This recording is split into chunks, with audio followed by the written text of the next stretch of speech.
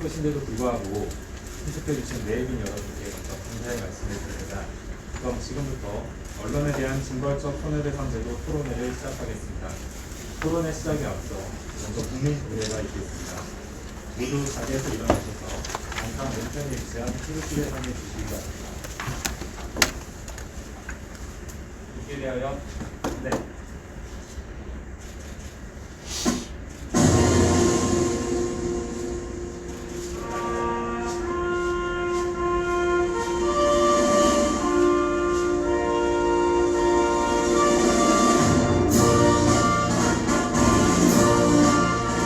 나는 자랑스러운 태극기 앞에 자유롭고 정의로운 대한민국의 무궁한 영광을 위하여 충성을 다할 것을 굳게 다짐합니다.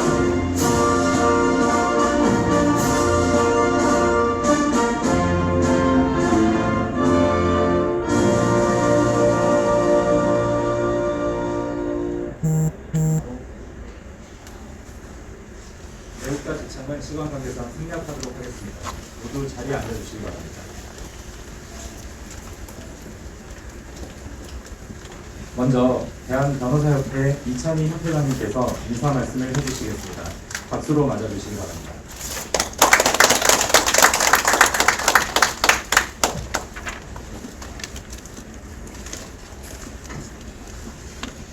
안녕하십니까. 대한변호사협회장 이찬희 변호사입니다.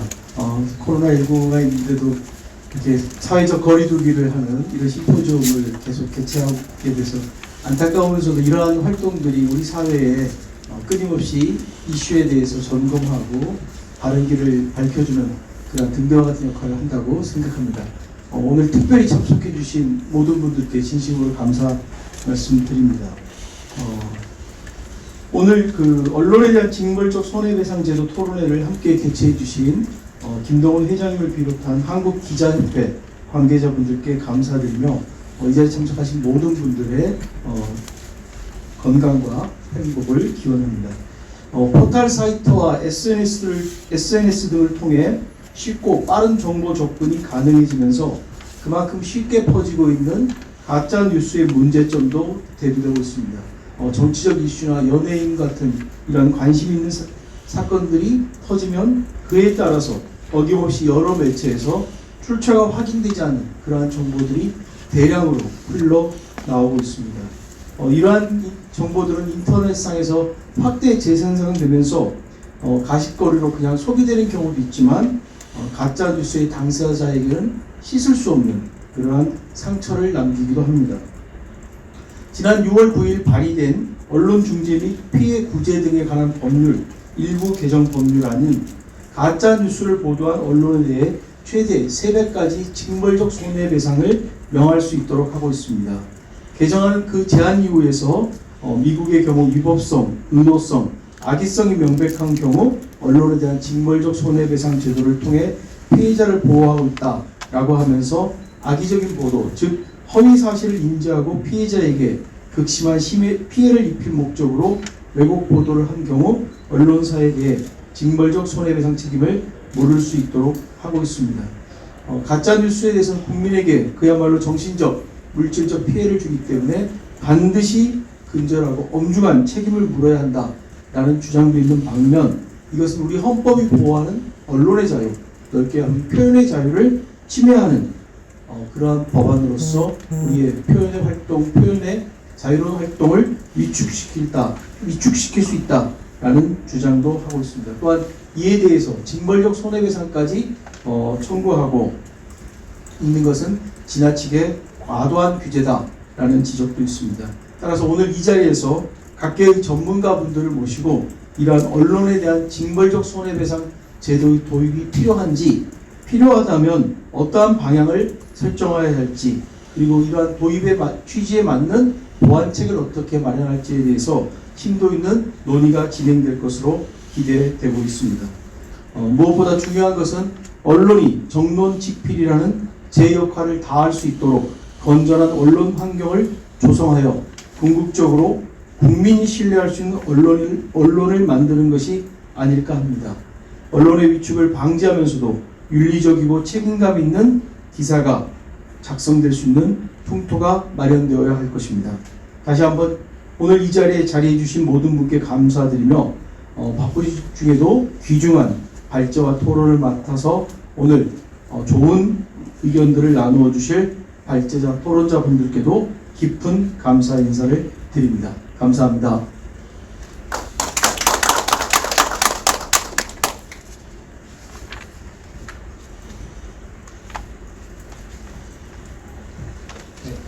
다음은 김동훈 한국기자협회 협회장님께서 인사 말씀을 해주시겠습니다. 박수로 맞아주시기 바랍니다.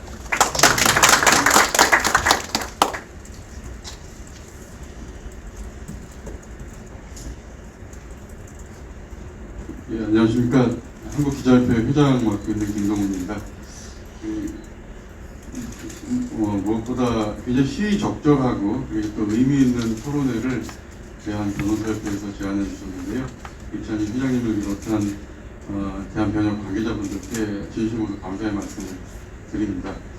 제가 사실 이따금 TV에서 드라마를 잘 안 보는데 이 법정과 관련된 드라마를 다루는 주제를 다룬 드라마를 이따금 이제 보게 되는데 그걸 보면서 변호사라는 직업하고 기자라는 직업이 굉장히 좀 흡사하다는 생각을 많이 했습니다. 우선 사회적 약자를 좀 대변해야 되고요. 그리고 무엇보다도 어떤 인권을 중시해야 되는 그런 직업입니다. 그리고 그 드라마를 이렇게 보면서 기자 못지않게 변호사분들도 진실을 찾아가는 과정을 이렇게 보면서 팩트를 찾아가는 과정이 정말 기자들의 일과 좀 비슷하다는 생각을 많이 했습니다. 그런데 기자건 변호사건 일반 국민들의 눈에는 힘 있는 자, 권력자로 보이죠. 근데 우리가 가지고 있는 힘이라면 힘, 권력이라면 권력을 정말 국민들을 위해서 쓸 수 있도록 한국기자협회와 대한변호사협회가 손을 잡으면 얼마나 좋을까 하는 생각을 했고요. 정말 감사하게도 이찬희 회장님을 비롯한 대한변협에서 저희 기자협회와 같이 할 수 있는 일을 계속 모색해 주시고 또 제안도 해주셔서 정말 송구할 정도로 감사드립니다. 그리고 조만간 좋은 어떤 결과물로 또 이렇게 찾아뵐 수 있을 것 같다는 생각이 듭니다. 그 하나가 오늘 마련한 언론에 대한 징벌적 손해배상 제도인데 사실 우리 기자들 사이에서는 굉장히 초미의 관심입니다. 저희 한국기자협회 자체 윤리강령에 이런 게 있습니다.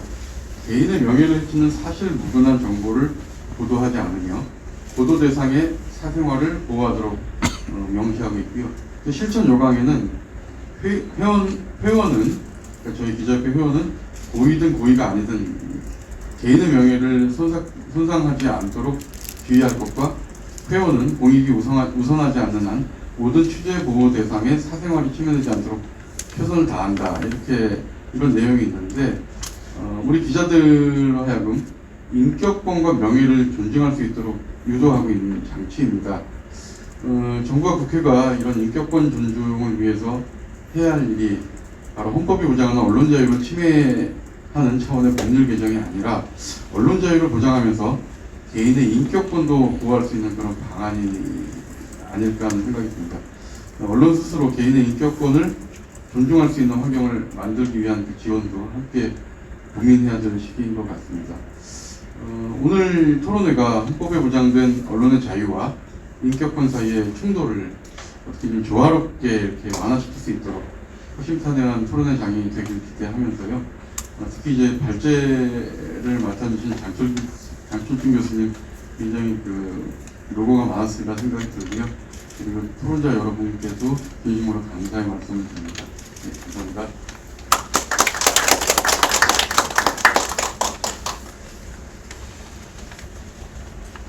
네, 두 분 말씀 감사합니다. 본격적인 토론회 시작에 앞서 먼저 단체 사진 촬영이 있겠습니다. 이찬희 협회장님과 김동훈 한국기자협회 회장님, 패널 여러분께서는 앞으로 나와주시기 바랍니다. 마스크를 벗고 말을 하지 않고 똑같아요.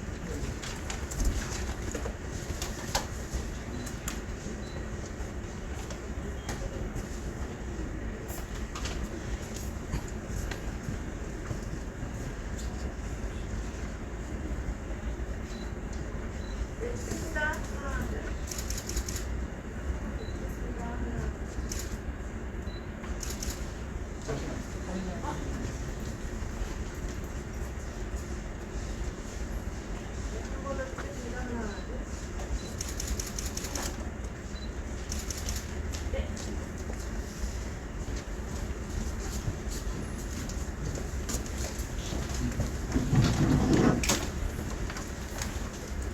다음은 금일 토론회의 좌장과 주제 발표를 함께 맡아주신 단국대학교 법과대학의 장철준 교수님을 소개해드리겠습니다.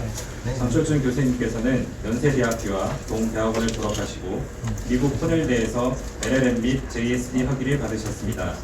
그 후 헌법재판소 도서 및 판례 심의위원과 법제처 정보공개심의위원으로 활동하시고 한국언론법학회 총무이사를 역임하셨으며 현재는 한국공법학회와 한국언론법학회의 연구이사를 맡고 계십니다. 환영의 박수를 부탁드립니다.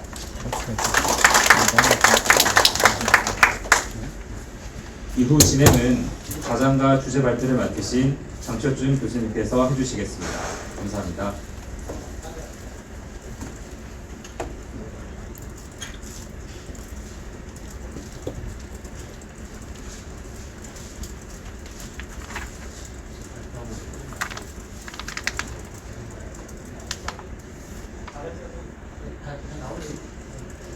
네, 에너지 앞으로 오세요.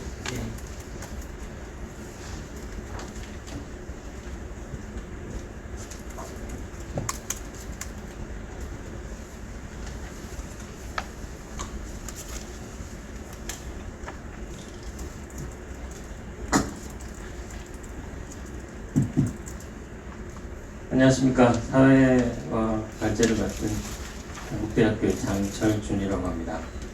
뜻깊은 자리에 이렇게 불러주셔서 참 감사드리고요. 우리 협회장님과 두 협회장님 인사말을 들으니까 참 제가 뜨거운 감자를 잘못 섞냈구나 후회가 갑자기 드는데요. 근데 제가 하는 일이 이거라, 하는 공부가 이거라, 오늘 나름 가진 제 생각을 한번 말씀드리고 우리 패널 선생님들, 그런 선생님들 의견을 좀 경청하면서 저 또한 공부하는 시간이 되고 싶습니다. 근데 사회를 보면 원래 이렇게 발표를 하면 안 되는데 이렇게 직책이 맡겨져서 부득이 발표에서는 제가 가진 생각을 좀 말씀드리고요. 사회는 공정하게 하도록 하겠습니다. 그럼 발표를 좀 먼저 시작해 보겠습니다.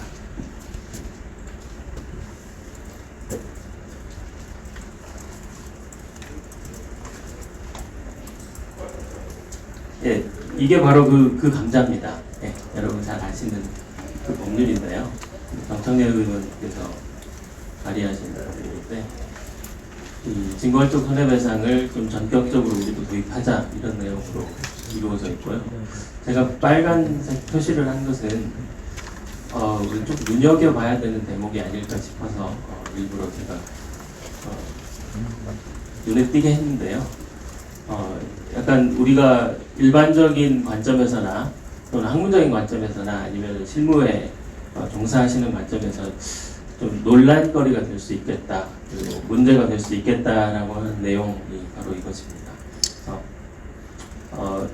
법률안 자체에 대한 일종의 총평이랄까요? 이것은 좀 오래 생각해서 정교하게 만들어진 것 같지는 않다라는 인상을 먼저 드리고, 좀 법률 용어로는 적절하지 않은 내용들이 이를테면 이제 왜곡 보도를 하면은 처벌하겠다.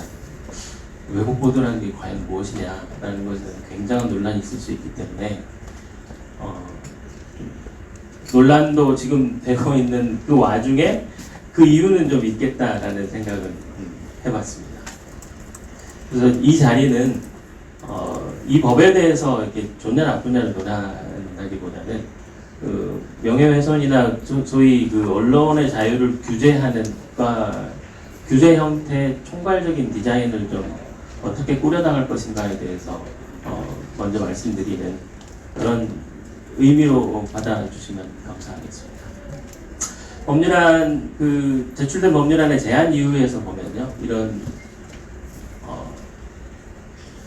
진술이 있더라고요. 그러니까 승소율이 굉장히 낮고, 언론 관련 소송의 승소율이 굉장히 낮고, 원심 판결 유지 비율도 굉장히 높더라. 그러니까 만족하지 못하겠다는 거죠. 규제가 안 된다는 겁니다. 그러니까 그 언론의 자유도 굉장히 중요하지만 그 언론의 피해를 받는 사람들의 구제가 어떻게 되느냐를 보니까 만족스럽지 않더라는 겁니다. 그래서 현실적인 이유는 분명히 존재한다는 것에 저도 찬성을 하는 생각이고요. 그리고 이제 미국의 경우 징벌적 손해배상이 굉장히 자연스럽게 받아들여지고 있다라는 그런 내용인데요. 이건 이제 주마다 조금씩 다르고요. 언론에 대해서만 특별하게 징벌적 손해배상을 드리는 것은 아니고 규율하는 것은 아니고 사법적인 전반적으로 그 토르츠 소송이다 불법행위소 전반적으로 징벌적 손해배상의 법제가 구비가 되어 있기 때문에 그 와중에 언론으로 인한 손해에 대한 적용이 된 케이스다 이렇게 보시면 되겠습니다. 근데 우리는 이제 정반대로 징벌적 손해배상이 굉장히 낯선 제도이기 때문에요. 그리고 법 조계나 또 상당히 좀 그 학계에서도 그렇게 친화적인 개념이나 제도는 아니라는 사실을 먼저 좀 알고 보시면 좋을 것 같습니다. 이해하시는데. 그래서 이거를 이런 상태라면 이걸 도입하는데도 상당한 어려움이 있을 거라는 게 충분히 예상이 되죠. 그래서 그럼에도 불구하고 조금 무리해서 한번 주장을 한번 해보려고 합니다. 제가 참고로 이 법과는 전혀 관련이 없음을 먼저 말씀드립니다. 그리고 조언을 한 적도 없고요. 이 발표를 위해서 저도 처음 읽어봤었습니다. 먼저 좀 언론의 오보라고 했는데요. 아까 말씀드렸던 내용 중에 이제 가짜뉴스라는 그런 개념이 나왔습니다. 그래서 이 법의 취지 자체도 가짜뉴스를 규율해야 된다라는 목표를 명확하게 제시를 하고 있는데, 저는 가짜뉴스가 만연하고 있고 심각한 문제가 있기는 하지만 가짜뉴스하고 오보는 좀 구분을 해야 된다고 먼저 그 전제를 놓고 바라봐야 된다고 생각하고요. 오보는 피할 수 없을 것입니다. 열심히 찾고 노력했는데 결과가 그게 아니었다, 진실과 반대되는 것이었다는 내용을 우리 인간이라면 누구나 나올 수 있는, 발생시킬 수 있는 일이기 때문에 그거를 받아들이지 못하는 법제는 온당치 못하다고 생각합니다. 그래서 규제 방법은 형사적 규제와 민사적 규제가 있을 것입니다. 그래서 우리 법 체계는 둘 다 인정하는 그런 체계고요. 특별히 이제 형법의 명예훼손죄에 관련된 법제에 대해서는 논란이 굉장히 많이 있습니다. 이제 형사적 규제는 좀 접고 민사 규제로 나아가야 되지 않느냐. 왜냐하면 밑에 설명했습니다만 헌법상 표현의 자유 보호와 부합하는 규제가 뭐냐를 이제 생각하는 단계에 왔고, 우리가 기본권 인식이 굉장히 높아지면서 좀 표현의 자유도 보호하면서, 아까 인사말도 나왔습니다만 언론의 자유도 보호하면서 명예권도 보호하는 같이 가는 체계를 해야 되지 않느냐. 이렇게 본다면 국가가 직접 개인에게 형벌을 가하는 그런 구조에는 그 표현의 자유 쪽하고는 어울리지 않는다. 언론에 대한 규제는 어울리지 않는다는 비판이 굉장히 많고, 실제로 여러 나라에서 형사 규제를 자제하는 그런 법제를 취하고 있습니다. 미국도 형법에 명예훼손죄는 없습니다. 제가 여기다 마지막에 말씀드린 것은 특정 방식의 어떤 가치의 우열이 있는 것은 아니다. 저는 그렇게 생각합니다. 어떤 것이 더 좋고 어떤 것이 더 후진적이다 이렇게 말씀드릴 수 있는 것은 아니고요. 다만 우리 법률 문화가 그동안 명예훼손이라는 행위 자체를 죄로 인식해 왔기 때문에 그 자연스러운 과정에서 법제도 탄생한 것이라고 본다면, 지금의 우리의 좀 관념은 약간 이제 변화하고 있는 추세라는 거죠. 이게 왜 죄가 되어야 하느냐, 그리고 국가가 직접 형벌로서 이걸 규제해야 되느냐에 대한 상당한 반론이 나오고 있는 건 사실이다.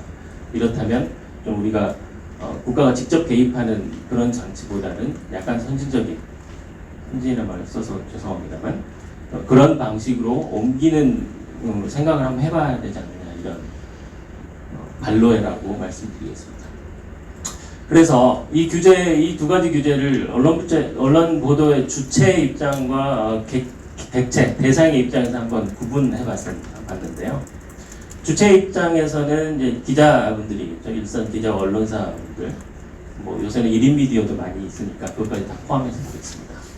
형사규제는 기본적으로 국가에 의한 억압적 표현의 자유 침해다. 이렇게 느낄 가능성이 높습니다. 기자분들 그러시죠? 예.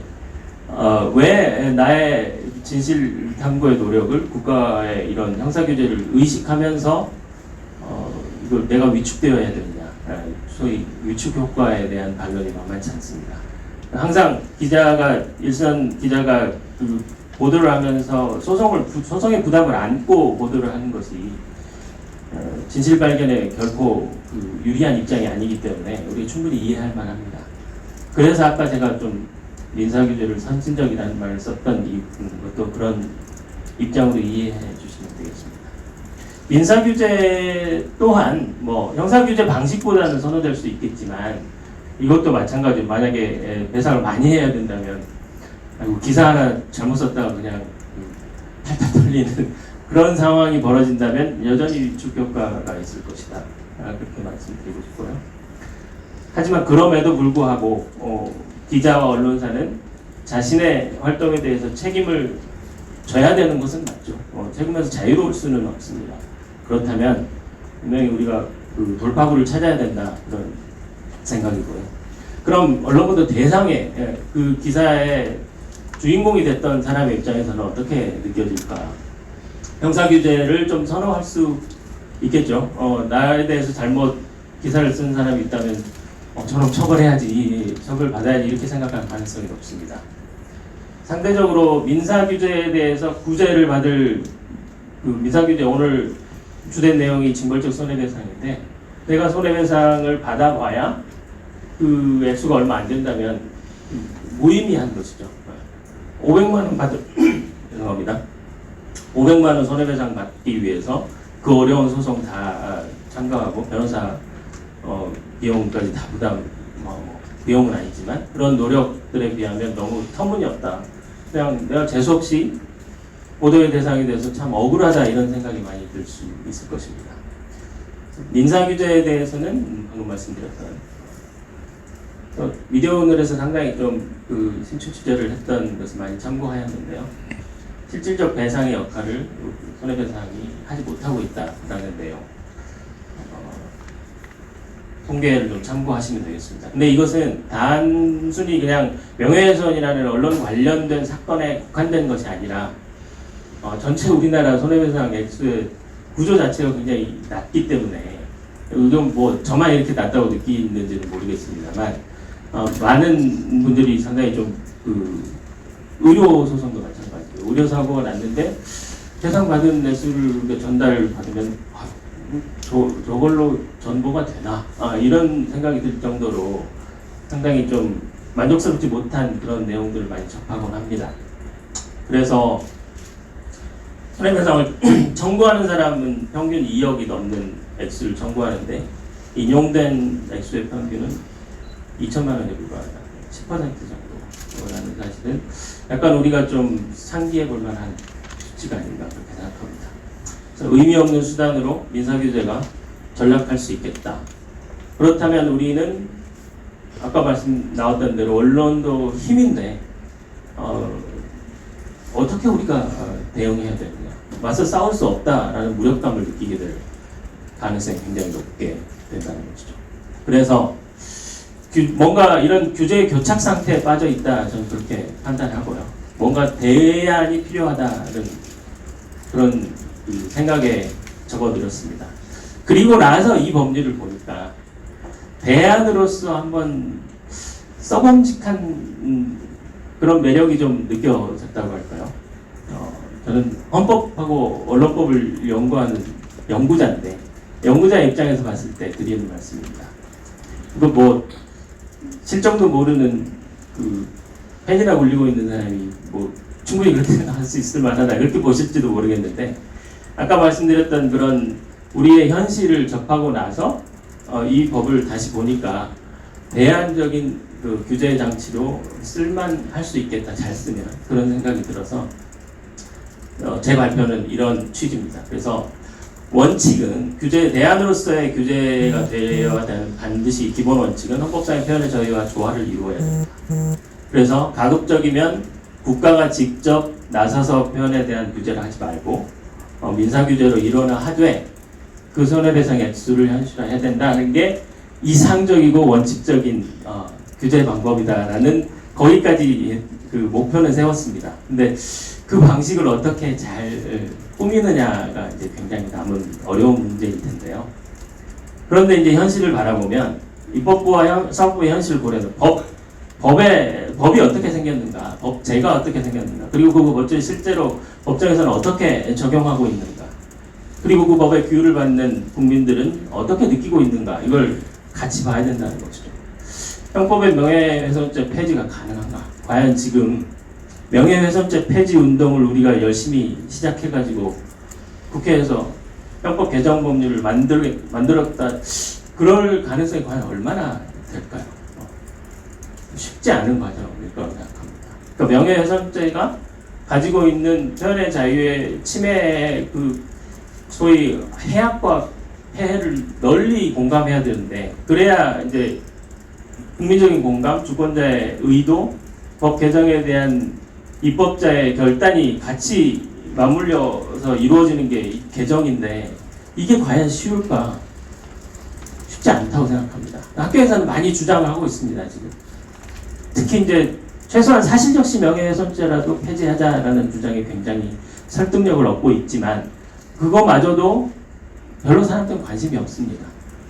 이거 사람들이 주권자가 관심이 없으니 입법자도 그렇게까지 입법에 역량을 기울일 필요가 없는 것이죠. 그러면 법원에서는 가능하냐?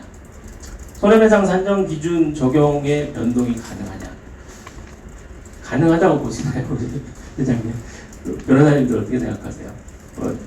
판례를 하나 바꾼다는 게 얼마나 어려운 과정인지를 겪어보셔서 잘 아실 겁니다. 그렇다고 대법원에서 원장님 비롯해서 대법원에서 야, 우리 오늘 당장 손해배상 기준 쫙 올리자라고 결단할 수 있는 과연 그런 동인이나 그런 체계를 바꾼다는 게 사법부 조직이나 그런 행동 그 과정의 특성으로 봐서는 굉장히 어려운 일이라고 저는 생각합니다. 안 될 거라고 봅니다. 비관적인 말씀을 드려 죄송한데. 그래서 2016년인가요? 얼마 전에 그 자료를 보니까 대법원에서 위자료 산정 기준을 현실화하자라고 좀 대폭 늘리자라고 하는 그런 그 계획을 봤는데요. 그것도 지금 실현이 안 되고 있는 걸로 저는 알고 있는데, 그런 방법도 있습니다. 그 위자료를 현실화함으로써 그 간극을 한번 메워보자라는 주장도 있는데요. 그 방법도 대안이 될 수 있습니다.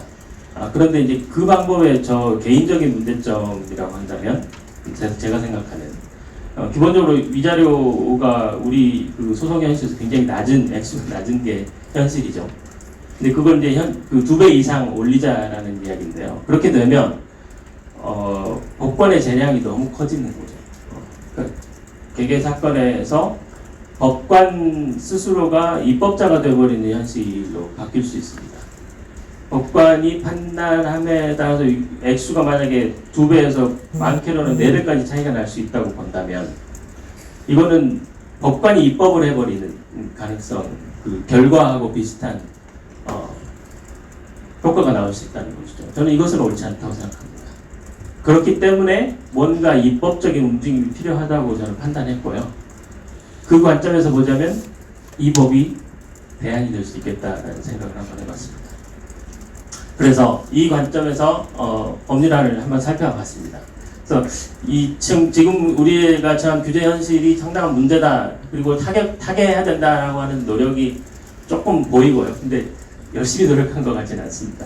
그래서 그 흔적이 보였다는데 좀 의미가 있을 것 같고, 손해배상이 현실화하자는 주장이고, 가짜뉴스 예방을 통해서 공적 책임을 강조하자라는 것인데, 그러니까 지금 언론의 현실도 이제 제가 뒤에서 잠깐 말씀드리겠습니다만, 언론 현실에 대한 그 인식이 좀 공유돼야 될 것 같습니다. 우리 언론의 현실.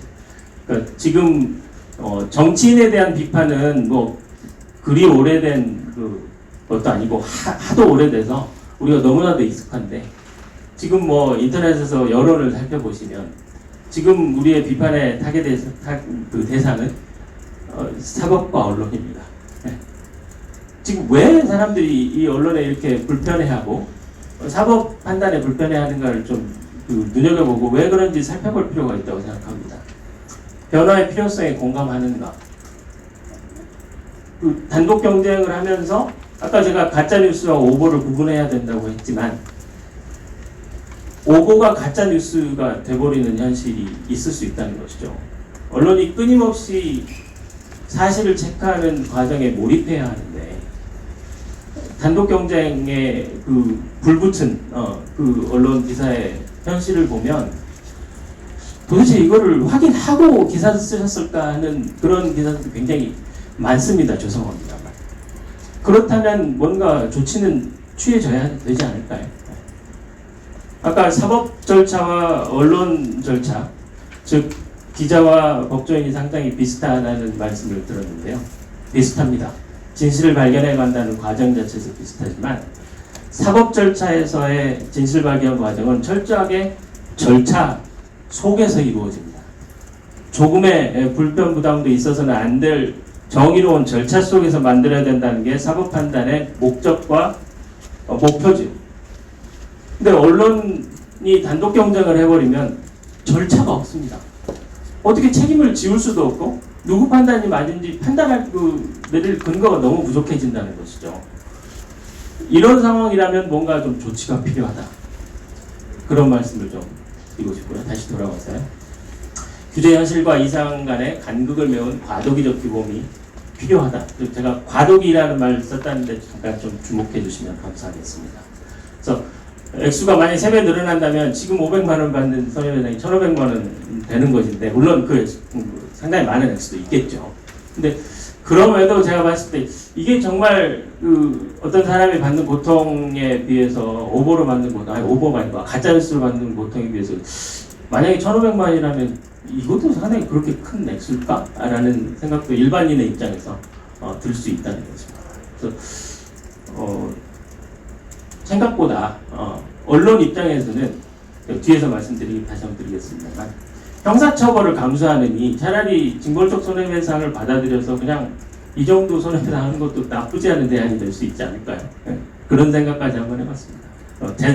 확정된 주장은 아니고요.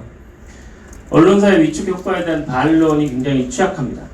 지금 이 법에 대해 쏟아지는 반론 자체가 이겁니다. 옥죄려고 하느냐. 그래서 말씀드린 게 아까 이 사항을 다시 한번 원칙, 민사규제로 통일을 하자는 게 원칙입니다. 근데 지금 그게 안 되고 있으니까 형사규제가 존재하는데 징벌적 손해배상까지 오는 것은 저는 옳지 않다고 생각합니다. 과도한 규제라고 생각하고요. 근데 이제 변화의 가능성이 좀 어렵다고 말씀을 드렸습니다. 그래서 보완이 필요한데 이 규제를 약간 우리가 한시적으로 운용해보자, 실험해보자는 것은 아니고요. 기간을 정해놓고 이 규정을 형사규제보다 우선해서 적용하는 시스템을 한번 적용해보는 게 어떨까, 그런 제안을 한번 해보게 됐습니다. 그래서 이 규제로 계속 가기 위해서는 형사규제가 반드시 명예훼손죄가 폐지되어야 하고요. 그게 어렵다면 이걸 좀 한시적으로 운영해보자. 그래서 국민의 어떤 생각도 좀 바꿔드리고 언론 보도의 대상에 대한 만족도도 높이고 아까 제가 말씀드렸던 그 목표를 한번 이루어보자는 것이죠. 그리고 사안 판단 주체 및 절차를 좀 개선해보자라는 주장을 드리는데요. 국민참여재판 말씀을 드렸습니다. 이게 오보인지 아닌지, 의도가 있는지 없는지, 해악이 있는지 없는지, 악의적인 기사인지 아닌지는 가장 잘 알 수 있는 사람들이 누굴까요? 생각보다는 저는 법 공부를 많이 하신 분보다는 일반 시민이 더 유리하지 않을까 그런 생각을 해봤습니다. 그래서 우리는 배심제를 택하지 않고 있지만 적어도 이 사건에서는 국민참여재판을 좀 필수적으로 받아들여서 누구나 느낄 수 있는, 시민 누구나 느끼기에 이거는 좀 진짜 악의적인 기사 같은데 라고 판단될 수 있는 정도의 기사에 징벌적 손해배상이 가해지는 체제로 한번 만들어보자, 그런 생각을 해봤고요. 그리고 여러 표현의 자유 이론, 헌법 이론에서 나오는 이 이론들을 한번 적용해 볼 수 있는 절차를 좀 정교하게 만들어 보자는 건데, 이거는 솔직히 쉽지 않은 내용이고 여기서 발표하기엔 좀 큰 내용이라서 이거는 그냥 넘어가고요. 아까 말씀드렸던 법률 용어 자체가 굉장히 모호하고 적절하지 못한 용어들이 좀 있는데, 그것을 좀 명확화하는 방법, 그리고 동시에 명예훼손죄는 해제하는 방식으로 한번 가보자. 이런 제안을 한번 이 자리에서 해보고 싶습니다. 그래서 징벌적 손해배상에 대해서 잠시 살펴보면, 그걸 정당화하기 위해서는 기존 손해배상의 수가 불합리하고요, 부적합하고 현행 규제로 행위에 대한 억제 효과가 미비할 때, 이건 징벌적 손해배상 이론에 나오는 내용입니다. 미국에서 만들어진 이론이고요. 그걸 적용하기 위해서는 그 행위 자체의 의도가 굉장히 분명해야 되고, 부당한 손해가 발생해야 되고, 악의적인 행위가 있어야 된다. 이런 요건들이 필요합니다. 그러니까 징벌적 손해배상이라는 그 제목만 들으면 이거 굉장히 언론사의 재갈을 물리려고 하는 거 아니냐, 과도한 규제다라는 생각이 들 수 있지만, 실제 재판에서는 이게 다 입증되려면 솔직히 쉽지 않은 재판이 될 것 같거든요. 형사재판, 명예훼손죄 재판하고 그리 큰 차이가 나지는 않을 거라고 생각합니다. 그래서 언론인 분들도 좀 너무 그냥 부정적으로만 바라보지 마시고 한번 생각해보는, 그리고 같이 머리를 맞대서 좀 규제 대안으로서 고민해보는 그 기회를 가지면 어떨까 그런 생각을 해봤습니다. 아까 이제 언론 보도의 전제, 현실에 대한 인식, 이것이 충족되지 않는다면 이 법은 분명히 국가가 언론사를 길들이게 하려는 법이다라고 오해되기 쉽고, 그렇게 인식되고 있습니다. 실제로 그런 어려움이 있다. 그리고 언론은 자정 자율 규제에 관한 어떤 솔직한 태도가 좀 필요하다. 쓴소리라고 생각하시면 되겠습니다. 국민들이 왜 여론조사 해보면 이렇게 징벌적이라는 말이 들어가는 법을 이렇게 좋아할까? 네. 그것도 한번 생각해 보시면 감사하겠습니다. 그래서 또 한 가지 그 제안이라고 할까요? 이 법이 이제 만들어진다면 분명히 국회 입법조사처 같은 데서 입법 평가라는 것을 한번 해볼 거예요. 그래서 과학적인 어떤 그 자료를 통해서 입법 평가를 한번 해보자는 거죠. 네. 이게 얼마나 효과가 있을지, 그리고 규제적으로 바람직하고 기본권 침해 정도는 얼마가 될지를 한번 예측하고 돌려보는 시스템, 우리나라 국회 입법조사처가 그걸 하는 기관입니다. 그래서 한번 해보자는 거죠. 찬반 논의를 한번 구체적으로 해보자라는 주장, 그리고 입법 절차를 통해서 배상의 손해 및 배상에 관한 공개 논의의 장으로 한번 이 입법 절차를 우리 이제 여론 수렴의 장으로 한번 만들어보자. 좋은 기회다, 저는 그렇게 생각하고요. 여기에 이제 좀 열린 마음을 가지고 같이 참여할 수 있는 그런 장이 얼마나 만들어질 수 있느냐, 거기에 앞으로의 언론 규제의 성패가 달려 있다, 그런 생각을 해봅니다. 예, 제 발표는 여기까지입니다. 들어주셔서 감사합니다.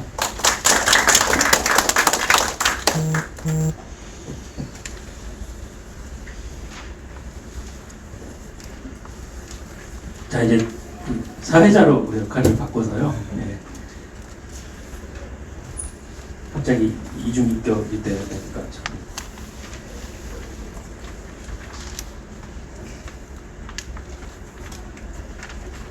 준비하신 간단한 인사 말씀을 하라고 했는데요. 그냥 제 발표로 가름하겠습니다.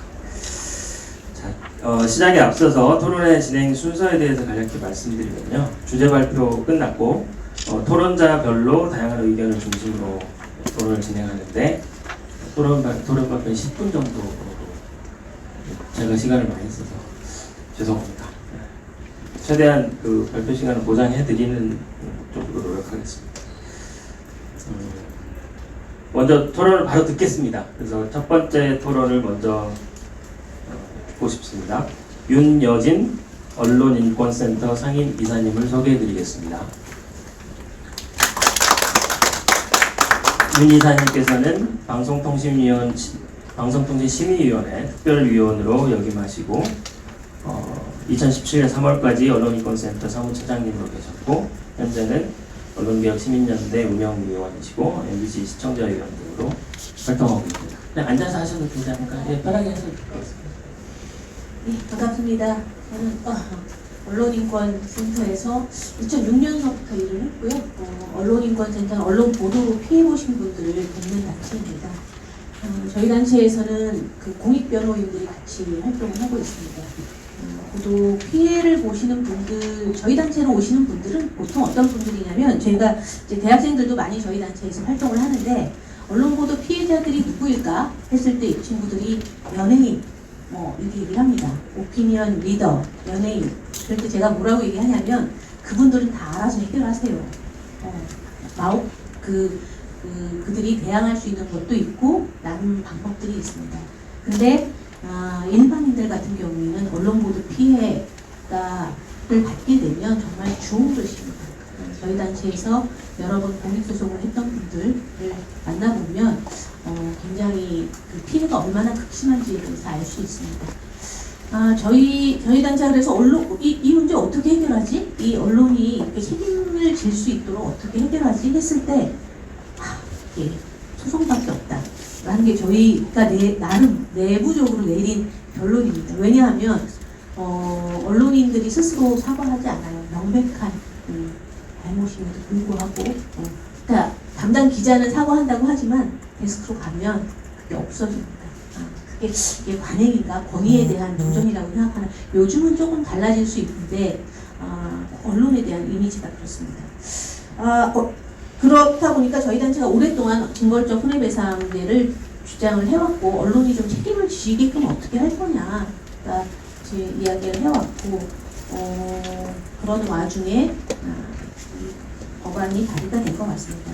근데 저희 근데 이 법안이 발의되면서 살짝 좀 고민을 했습니다. 왜냐하면 재작년부터 정부가 가짜 뉴스 방지법을 기조로 해서 징벌적 손해배상제 얘기가 좀 같이 나오고 있더라고요. 그래서 이게 또 심각한 표현의 자유를 위축시킬 수 있지 않나? 이런 좀 고민도 좀 살짝 들었습니다. 그래서 저희가 내부적으로 이 문제를 우리 단체의 입장을 어떻게 정리할 것인가 좀 고민을 했고요. 그 와중에 징벌적 손해배상제가 도대체 언제부터 어떤 경위로 이게 회자되기 시작했나, 그리고 이것이 이렇게 심각하게 이슈화되기 시작했나를 좀 보게 됐습니다. 2004년 7월에 악의적 보도에 대한 고액의 손해배상을 명령하는 언론피해구제법을 제정하기로 하죠. 요 당시에 이 법을 발의하신, 그러니까 최근에 발의하신 정청래 의원이 모 방송사에서 쓰레기 만두 얘기하시는데 그거 맞습니다. 요 당시에 쓰레기 만두 사건으로 대단히 사람들이 큰 사회적 이슈가 됐죠. 그래서 식품에 대한 그런 건강권, 위해 물질에 대한 여러 가지 문제가 같이 문제가 되는데, 결국 그게 사실을 제대로 하지 않은 과실이었다는 게 밝혀집니다. 그래서 쓰레기 그러니까 만두 업체에 많은 분들이 도산도 하시고 자살도 하시고, 근데 책임을 안 져지지 않았습니다. 그런 과정에서 언론 고액의 손해배상을 명령하는 제정하기로 합니다. 근데 그 당시에 단순히 언론에 대해서만 그 징벌적 손해배상제를 도입하자고 하지 않았습니다. 악의적 왜곡 보도도 있지만 국가 권력에 의한 인권 침해, 그다음 음식물 관련 범죄, 의료사고, 악의적인 근로자 해고에 대해서 다 징벌적 손해배상제를 도입하자고 이야기를 합니다. 그러니까 반사회적 어떤 사건에 대해서 어쨌든 뭔가 조치를 취해야 되는 거 아니냐라는 것 와중에 언론이 사실 들어가게 되고, 이게 과정을 보시면 대단한 반대가 있죠. 주로 이제 언론에 계신 분들은 이 제도가 도입되면 언론이 소신과 정부 정책을 비판할 수 없다. 그리고 기득권 세력에 이용되고 저널리즘이 위축될 것이다. 라고 이제 이야기를 합니다. 결국 악의적 징벌적 손해배상제를 도입하지 않기로 결정을 하고 2004년도 10월 14일 정도에 않기로 결정을 하고, 그 대신에 악의적인 언론 보도, 식품 유해 사건, 환경 파괴, 기업의 악의적 해고, 국가 권력의 불법 구금 등 7, 8가지 반사회적 범죄에 대해서는 징벌적 손해배상제를 적용할 수 있도록 손해배상 가중 관한 법률을 개정 추진할 계획이라고만 발표를 합니다. 그리고 마지막으로 언론에 대해서는 언론중재위원회 활동을 강화하는 걸로 결론이 나오죠. 언론중재위원회의 권한을 대폭 강화하고 그다음 반론보도 청구, 정정보도 청구 이외에 손해배상 청구를 할 수 있도록 중지할 수 있도록 법안이 만들어집니다. 제가 처음에 말씀드렸듯이 일반인에 대해서 일반인들이 뭐 소송을 통해서 할 수 없는 분들이 정말 많이 언론중재위원회를 이용하시는데 손해배상 액수가 너무 낮습니다. 최근에 들어서 조금씩 현실화하려고 노력한다고 하지만 정말 너무 낮습니다. 언중위를 통해서 손해배상 액수가.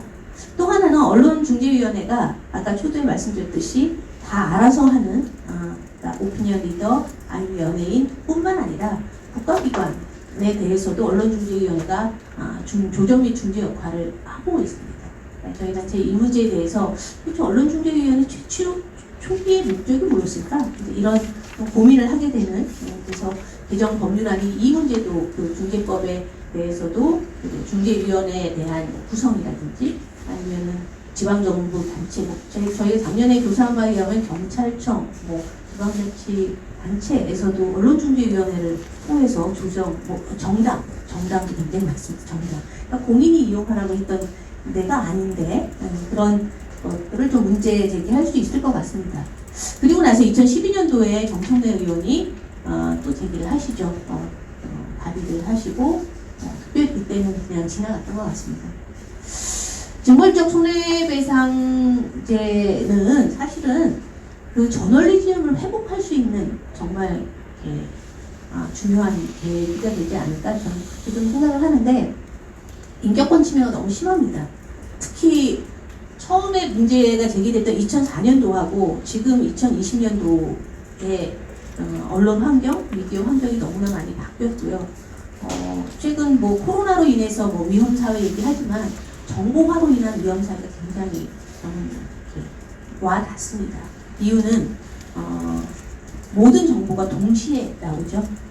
동시에 나오고 이것이 제대로 가려지지 않는다면 혼란스럽다는 얘기입니다. 근데 모든 정보가 동시에 나왔을 때 그 정보에 대한 책임에 대해서는 더 책임이 가중되는 게 아니라 책임이 더 높아지는 게 아니라 책임이 낮아지는 상태로 지금의 미디어 환경이 되어 있기 때문에 상당히 많은 부분들이 특히 이제 저희는 지금의 미디어 환경에서 피해가 확산되는 문제 이런 문제 굉장히 문제가 심각하다고 보고 있습니다. 이사님 죄송한데 조금만 빨리. 네, 그럴까요? 네. 그래서 언론 더군다나 이제 사후 구제가 비현실적이라고 말씀을 드릴 수 있고요. 그리고 언론의 민영사상 불법 행위로 인해서 위자료 액수 너무 작다는 거 아까 말씀을 드린 것 같습니다. 현재 우리 대법원의 입장이 아까 이제 교수님 말씀하셨듯이 실제적 악의론을 사실상 수용해서 언론사에게 보도하고 있어서 근데 이제 제가 주목하고 있는 것은 언론을 하시는 분들한테 제가 쭉 활동을 하면서 느낀 건 법원이 대단히 언론에 대한 자유를 보장하고 있다는 겁니다. 왜냐하면 위법적 조각 사유가 있거든요. 그러니까 공익이라고 믿을만하고 공익이고 그다음 진실이라고 믿을만한 사유에 대해서 위법적 조각 사유가 있습니다. 그 정도의 특권이 있는데 그럼 거기에 맞는 책임을 좀 져야 되는 거 아니냐라는 생각을 좀 갖고 있고요. 네. 개정안 검토를 했는데 저희가 대상은 언론중재법에 있는 방송사업자, 신문사업자, 잡지 등등의 지금의 현재 언론중재법에 있는 언론사로 한정하는 것이 좋겠다. 그리고 1인 미디어나 이런 분들은 언론피해구제법상의 언론이 아닌 곳은 해당하지 않았으면 좋겠다는 생각을 갖고 있습니다. 그리고 악의적 보도, 허위 사실을 인지하고 피해자에게 극심한 피해를 입힐 목적으로 왜곡 보도를 하여 아까 말씀하신 것 같고요. 통상의 3배로 지금 손해배상 범위가 정해져 있는데 그렇죠. 지금 다른 이것이 일반적이진 않지만 징벌적 손해배상제가 일반적이진 않지만 현재 하도법도 손해액이 3배를 하고 있고 개인정보 손해액의 3배 등등의 이야기가 있습니다. 진행되고 있습니다. 주체 제한은 적절하다고 생각을 했습니다. 그리고 악의적 보도가 이제 허위 보도와 관련돼서는 이제 사실 확인에 대한 의무가 제대로 되지 않았을 때 저는 그런 것에 대한 진위 판별이 좀 가능하다고 생각을 합니다. 그리고 어떻게 보면 사실 확인을 과잉하는 게 어떻게 보면 오보를 넘어선 악의적 보도가 될 수 있는데 그런 것도 좀 저는 가려질 수 있을 거라고 생각합니다. 손해배상의 범위 아까 말씀드린 것 같고요. 저는 그렇게 저희가 이제 저희 단체 토론을 하면서 3가지 정도 정리를 했는데 손해배상에게 상대가 왜 징벌적이냐, 왜 징벌적이라는 단어를 거기다 붙이냐, 이건 징벌적이라고 생각되지 않습니다. 네, 이 정도는 충분히 지금의 손해배상액이 굉장히 낮고 상태에서 세배를 하는 게 징벌적이라고 붙인 거에 너무 이게 과장됐다라는 생각이 좀 들고요. 두 번째는 이것으로 인해서 저널리즘 똑같이 말씀하시더라고요. 이제 징벌적 손해배상제에 대한 발의가 나오면서 신문협회나 아니면 기자협회에서 이거에 대한 의견들을 쭉 말씀하시는데 저널리즘 위축된다 뭐 등등 말씀하시는데 저는 전혀 오히려 책임 있고 저널리즘 신뢰가 회복될 수 있겠다라는 생각이 듭니다. 그리고 마찬가지로 아까 교수님 말씀하셨듯이 민형사 책임에 대해서는 형사적 수단이 아니라 민사적 수단으로 해결하는 것이 적절하다. 그리고 이것이 손해배상에게 세배로 되었을 때 오히려 형사와 민사가 같이 있으면 책임이 너무 가중되는 그렇고 표현의 자유를 침해할 수 있는 여지가 있다라고 생각이 듭니다. 네, 뭐 저는 징벌적 손해배상제 찬성이시죠? 이렇게 저한테 제안을 하셨어요. 그래서 찬성 맞는데 내가 지금 이 순간에 강력하게 찬성이라고 말하는 게 맞아? 이런 생각을 하면서 저희 내부 토론을 했습니다. 근데 이 정도는 해도 될 것 같습니다. 네, 이상입니다. 예, 감사합니다. 법안에 찬성하시는 의견 그리고 언론 모두 피해자 입장에서 이 법을 어떻게 바라봐야 될 것인지에 대한 의견을 들었습니다. 다음 토론은 김봉철 한국기자협회 부회장님 토론을 듣겠습니다. 김 부회장님께서는 아주경제 신문정치팀의 차장으로 계시면서 사단법인 신문윤리위원회 위원과 대통령직석 균형발전위원회 국민소통 특별위원으로 활동하고 계십니다. 그럼 박수 부탁드리겠습니다. 안녕하십니까.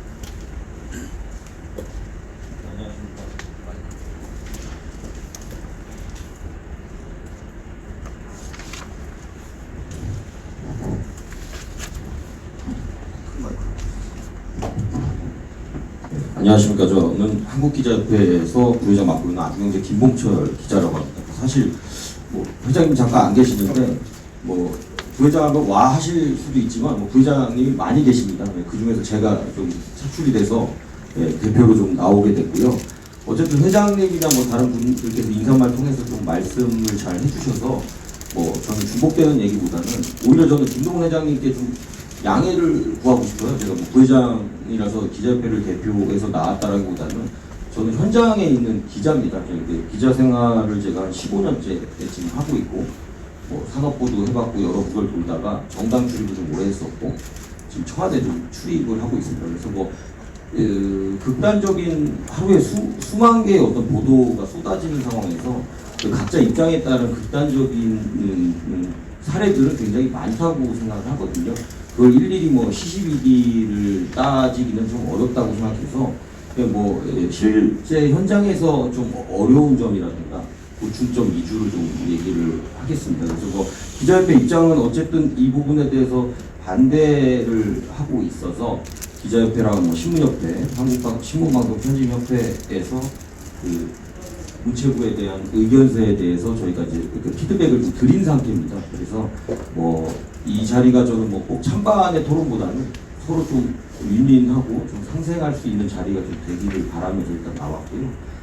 일단은 개정안 자체가 언론사에 대한 그런 책임을 묻는 제도지만 결국엔 기자가 연결되어 있습니다. 왜냐하면 그 기사를 쓰는 주체가 결국 기자이기 때문인데요. 그래서 뭐 개정안에 대해서는 일단 저는 두 가지 측면에서 좀 바라보셔야 될 것 같아요. 어쨌든 지금 이사님께서 말씀하신 일반인의 경우와 어떤 정치인, 대기업이라든가 어떤 권력기관과의 어떤 그 상반된 부분을 좀 봐야 될 것 같고요. 어쨌든 뭐 가해자와 피해자가 누가 더 되는 거는 수시로 또 바뀌기도 합니다. 그리고 어쨌든 그 대상에 대한 뭐 소위 말한 아까 말씀하신 뭐 힘이라든 것도 상대적인 거기 때문에 그 케이스마다 좀 다를 거라고 생각을 하고 있는데요. 일단은 제 개인적인 생각, 이 개정안 자체는 어떤 일반인에 대한 것보다는 그 정치인이나 대기업에서 좀 악용할 소지가 많아서 좀 정치적인 목적으로 조금 발의를 했다라는 생각을 좀 지울 수가 없습니다, 사실은.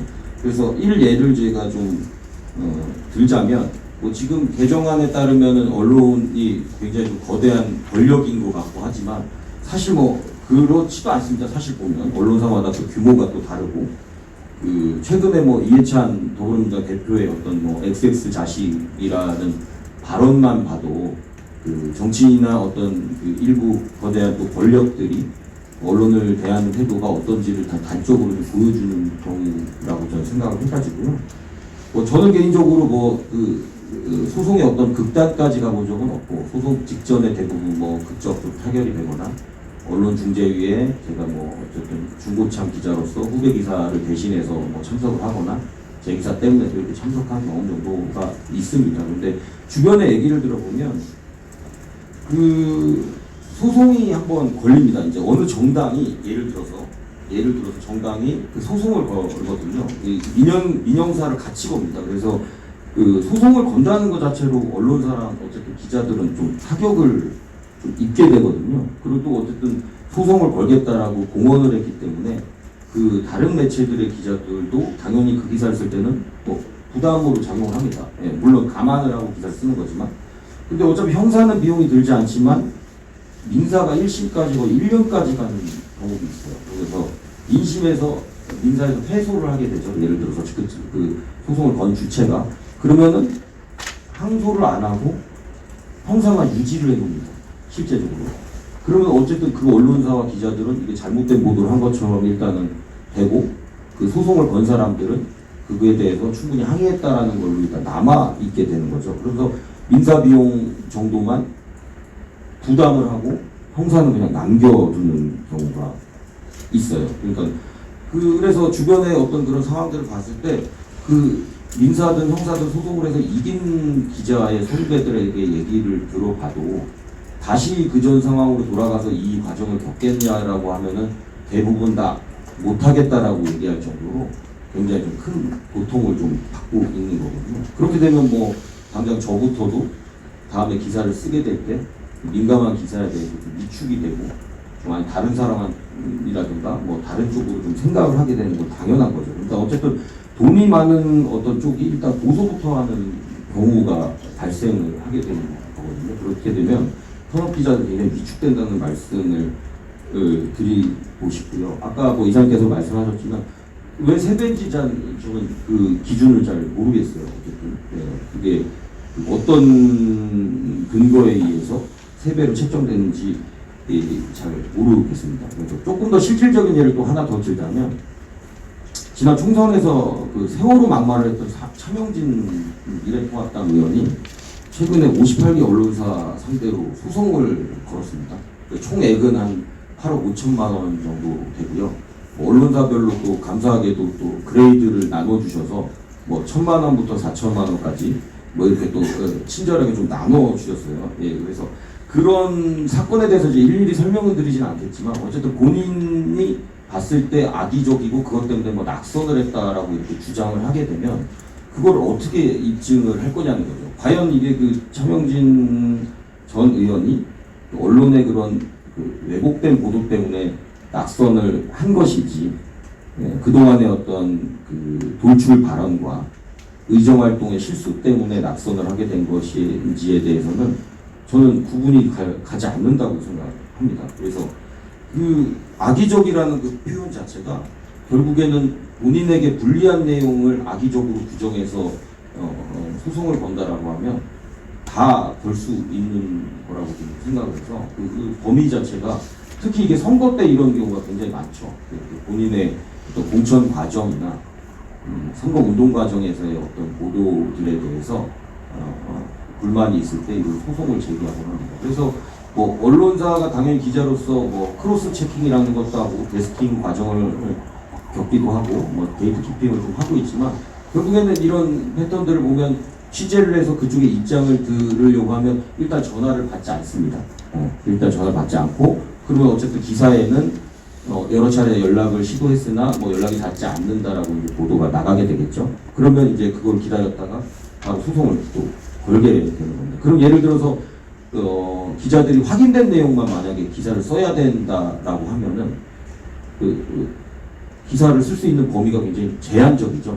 어떤 사회의 어떤 언론의 알 권리라든가 자정 자격을 위해서는 의혹도 제기할 수 있고 여러 가지 문제 제기를 할 수 있는 부분인데 그러면 그 취재원에게 그 전화를 받을 때까지는 기사가 나갈 수 없느냐라는 거에 대해서 저는 의문이 좀 있어서요.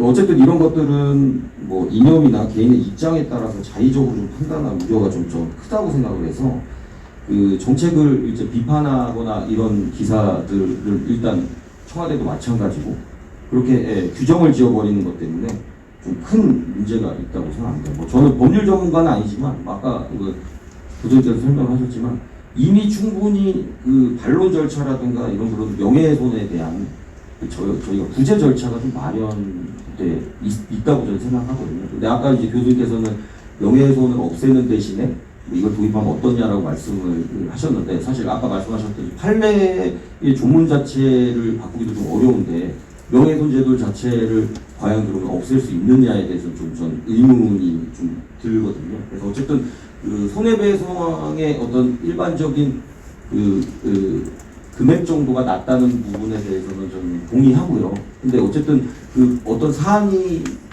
좀 쉽게 설명하면 때리는 사람은 또 잘 약하게 생각하는데 또 맞는 사람은 굉장히 크게 생각을 하는 거기 때문에 손배액의 어떤 그 기준을 어떻게 또 산정할 것이냐에 대한 과정이 좀 필요할 것 같습니다. 이게 과연 1,500만 원짜리의 위자료를 적당할 것인지에 대해서는 사실 보도하는 입장과 받아들이는 입장이 좀 다를 거라고 좀 생각을 합니다. 그래서 지금도 언론중재위원회가 뭐 팔은 안으로 굽는다 뭐 여러 가지 비판들 때문에 그 과정을 생략하고 소송을 거는 비중이 점점 늘어나고 있는 상황에서 이 만약 개정안까지 좀 도입이 된다라고 하면 굉장히 그 언론계에서는 좀 타격이 좀 있을 것 같고요. 마지막으로 또 하나 예를 들자면 어차피 기사에다 실명이 나왔기 때문에 경향신문에 이제 강진구 기자라는 분이 계십니다. 그 노무사 자격증까지 있고 언론 노동 전문 기자로 굉장히 그 업계에서는 존경을 받고 그 지지를 받고 계신 분인데 KTNG가 월급 차압을 걸었어요. 그러니까 여러 가지 뭐 회사와의 관계도 있을 수도 있고 뭐 개인 간의 문제도 있을 수 있지만 기사 작성에 대해서 그 2억 원에 달하는 월급 차압까지 거는 상황까지 발생을 하기 때문에 제가 말씀드리고 싶은 건 이미 지금에 있는 제도로도 충분히 그런 보상이라든가 뭐 그 정도의 차이는 입장마다 다르다고 제가 설명을 드렸고요. 그렇게 좀 진행이 되고 있어서요. 언론계에서는 좀 최근에 상당히 큰 충격이었습니다. 어차피 기자들 월급도 정해져 있는데 2억이 될 때까지 월급 차압이 들어왔다는 게 그래서 굉장히 좀 화제가 됐었습니다. 그래서 어차피 정청래는 이거를 처음에 발의했을 때 시점에서는 사실은 그때의 언론 환경이랑 지금은 또 다릅니다. 그때는 뭐 진짜 범죄자의 뭐 실명부터 시작해서 뭐 여러 가지 신상들을 다 보도되는 관행들이 있었지만 지금 아까 회장님도 말씀하셨지만 지금 언론계에서도 자정 노력을 좀 많이 하고 있습니다. 그래서 뭐 세월호 때도 그 보도 준칙을 세웠고 이번에 그 코로나 관련해서도 너무 그런 가짜 뉴스들이 많이 판친다고 생각해서 감염병 보도 준칙을 좀 마련해서 자정 작용을 좀 하고 있거든요. 그래서 조금 지켜봐 주시면 좋겠다는 저는 좀 생각이 들고요. 지금 이미 충분히 그런 사례들로 진행이 되고 있는 과정에서 이 개정안 자체가 요새 뭐 민주당에서는 징벌적이라는 게 유행입니다. 그래서 그 박주민 의원은 소비자에 대해서도 징벌적 뭐 그런 발의들을 계속 하고 있어서 그 변호사 업계에는 좀 도움이 될 것 같긴 합니다. 이게 도움이 되면 이제 소송이 좀 넘쳐나면서 변호사 시장의 어떤 활성화에는 좀 기여를 할 수 있을 거라고 생각하지만 언론계는 좀 굉장히 좀 힘들어질 것 같다는 그 생각을 좀 하게 됐습니다. 그러니까 저는 뭐 개정안의 발의 취지나 이런 거에 대해서 다 공감하고요.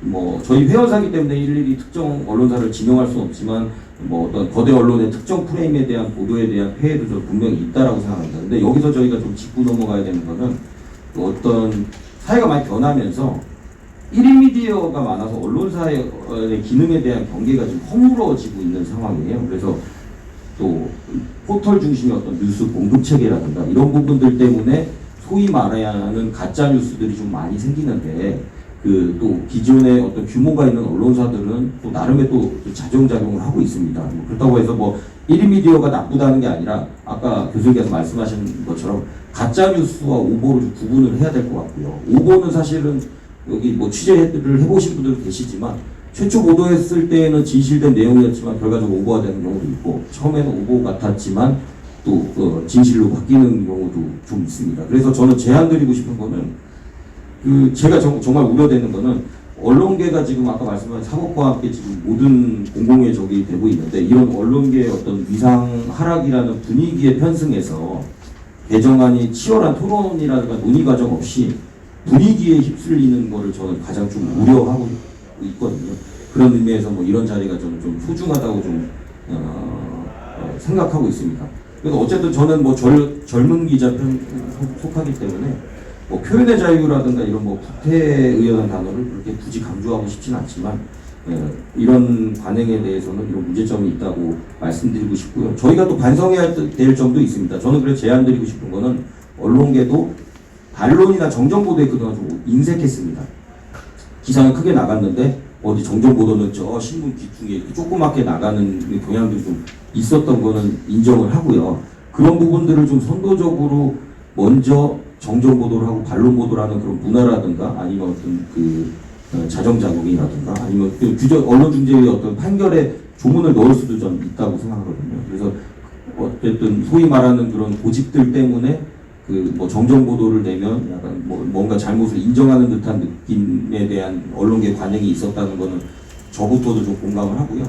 그런 부분에 대해서 좀 적극적인 정정보도와 반론보도를 게재하는 문화를 좀 만들면 조금 더 나아지지 않을까 싶고요. 또 하나 말씀드리고 싶은 거는 징벌적 세배를 하면 예를 들어서 그게 입증해서 옳다라는 기사가 나면 그쪽도 세배를 물어야 될 것 같다는 생각이 들거든요. 네, 그 불공평한 그 개정안이 좀 되는 것 같아서요. 끝으로 말씀드리면 한국기자협회는 어쨌든 그 언론윤리위원법 저지를 위해서 그 창립된 단체로 뭐 전국에 10,000명이 넘는 회원을 가지고 있는 단체입니다. 그래서 뭐 저희랑 다른 언론 단체들도 여러 자정작용이라든가 이런 것들 노력을 좀 하고 있어서요. 단기간 안에 뭐 모든 보도들이 다 바로 잡아질 수는 없겠지만 그러기 위한 노력을 좀 하고 있다는 점을 좀 말씀드리고 싶습니다. 그래서 이 자리를 통해서 언론계 뭐 보도 행태라든가 뭐 그런 피해 사례들을 좀 논의해서 건실한 자리가 좀 마련됐으면 좋겠습니다. 네, 이상입니다. 감사합니다. 왜 토론을 해야 되는지가 좀 명확하게 드러나는 토론이었다고 생각합니다. 중요한 점을 중간에 짚어주셨는데요. 우리가 지금 제가 아까 발표에서 그랬고 언론의 주체와 객체 측면에서만 이 사태를 바라보고 있기 때문에 지금 두 분께서 나와 있는데요. 그 언론을 전달하는 매체에 대해서는 지금 지적이 없어요. 그 점이 굉장히 중요할 수가 있다는 것이죠. 언론이 어떻게 소비되고 있는지, 또 이 플랫폼 중심으로 지금 우리는 언론을 받아들이고 있는데 그분들은 여기에 없잖아요. 그러니까 우리만 싸우고 있고. 근데 그게 그 중요한 그 쟁점이 될 수 있다고 생각합니다. 미처 말씀드리지 못한 내용을 언급해 주셔서 감사드립니다. 마지막 토론을 듣도록 하겠습니다. 허윤 대한변협 수석 대변인님께서 발표해 주시겠는데요. 허 대변인께서는 변호사로 활동하시면서 언론중재위원회 선거기사 심의위원회 위원을 역임하시고 서울특별시 의회 법률 고문을 역임하셨으며 현재 대한장애인 태권도협회 이사로도 활동하고 계십니다. 부탁드리겠습니다. 큰 박수로 환영해 주십시오. 안녕하세요. 일단 제가 제목을 징벌적 손해배상 제도의 정착을 위한 제언이라고 이제 썼더니 몇 분이 전화하셔가지고 너도 찬성이냐 이렇게 물어보시는데 일단 그 한마디로 정의를 내리긴 어렵지만 그 제도 자체에 이 그 징벌적 손해배상 제도가 만들어진 그 취지라든가 이 법 자체는 상당히 참고할 만하다라고 말씀드릴 수 있겠습니다. 하지만 분명히 여기에는 문제점이 있기 때문에 그 부분을 좀 개선을 해야 되지 않을까라는 생각에서 제목 자체를 정착을 위한 제언이라고 붙였는데요. 이제 다들 공감하시겠지만 현재 우리나라의 언론, 이 언론 환경에 문제가 있다. 언론 자체의 보도에 어느 정도 문제가 있다라는 점은 아마 공감을 하실 겁니다. 그렇기 때문에 언론사 자체도 내부적으로 여러 가지 규범들을 만들고 계시는 상황인 거고요. 언론사 자체가 그동안 여러 노력을 기울여 왔다는 점은 인정을 하실 겁니다. 다만 그 노력 자체가 우리 사회가 받아들이기에 충분하지 않다라고 생각이 되었기 때문에 이런 개정안이 나오지 않았나 생각이고요. 사실 아시겠지만 가짜뉴스가 굉장히 좀 이슈가 되고 있습니다. 몇 달 전에 있었던 코로나19 사태에서도 가짜뉴스가 좀 문제가 됐고요. 총선 과정에서도 당연히 가짜뉴스가 문제가 됐습니다. 그런 걸 보면서 이 언론의 정화작용, 이걸 과연 언론 자체에만 맡겨놓는 게 이게 타당하냐, 여기에 대해서 상당히 많은 얘기가 있었거든요. 정청래 의원도 아마 선의에서 이런 법안을 내셨을 거라고 생각을 하지만 사실 일각에서는 정 의원님께서 과거에 이제 언론을 상대로 소송을 많이 내셨던 그 이력을 들어서 이게 뭔가 있는 게 아니냐라고 이제 말씀하시는 분들도 계시는데 그 사정까지는 제가 잘 모르겠고요. 오늘 이제 윤여진 이사님 그리고 김봉철 부회장님 말씀하시는 걸 들어보니까 어느 정도 궤를 같이 하고 있는 부분은 있는 것 같아요. 이제 현재 언론이 조금 더 변화가 돼야 되고 그 부분이 이제 일반 시민들과 이 힘이 있는 사람들, 소위 우리가 말하는 권력자라는 분들은 고위공직자 내지는 재벌 내지는 요새는 이제 힘 있는 시민단체들도 사실 이 권력에 들어갑니다. 그리고 출판계에서는 출판 권력, 문학 권력이라고 그러죠. 그런 식으로 좀 힘이 세신 분들을 어떻게 대응을 할 건지에 대한 문제인 것 같은데 결국에는 언론사의 악의적 보도 여기에 대응하는 이런 권력을 가진 분들의 악의적인 소송이 문제가 되는 것 같습니다. 결국 이제 악의성 문제로 가야 되는 것 같은데요. 그래서 저는 이 제도 자체가 정착이 되고 잘 운영이 된다면 어느 정도 언론 신뢰도 향상에 기여를 할 수 있을 테고요. 언론 보도의 질 또한 좀 높아질 거라고 생각을 합니다. 다만 거기에는 몇 가지 전제 조건이 붙어야 된다고 생각을 하고요. 그래서 이제 좀 어떻게 나가는 게 맞는지를 말씀을 드리고자 합니다. 이제 언론사가 당연히 자체적으로 대비를 해야 될 거고요. 지금 보면 여러 회사에서 이제 정정보도를 매일 하겠다라고 선언한 언론사도 있고요. 정정보도와 관련된 그 요청이 들어오면 일단 반론 보도는 무조건 하고 정정보도는 1주나 2주 뒤에 결정해서 하겠다라고 하는 데도 있고요. 이제 일주일에 한 번씩 신문 지면의 이면의 일부분을 털어서 무조건 뭐가 되든 정정보도 관련된 얘기를 하겠다라고 하는 데도 나오고 있습니다. 이런 식으로 이제 자체적으로 이 대비를 하는 게 맞는 것 같고요. 그랬을 때 이 징벌적 손해배상 제도와 관련된 법이 통과가 되더라도 이 부분을 언론사들에 대한 과실을 좀 줄여주는, 책임을 줄여주는 방향으로 운영이 돼도 되지 않을까라는 생각입니다. 그리고 아까 김홍철 부회장님께서 말씀을 해주신 것 중에 저도 참 공감을 하는 게 있는데요. 실제로 이제 소송을 진행을 하다 보면 변호사 같은 경우는 언론사 쪽에서 싸울 수도 있고요. 언론사를 공격하는 쪽에서도 싸울 수가 있는데 이제 양쪽을 다 경험을 해보면 둘 다 문제인 경우가 많습니다. 언론도 문제고 이 언론을 공격하는 쪽도 문제고 양쪽 다 문제인 경우가 많습니다.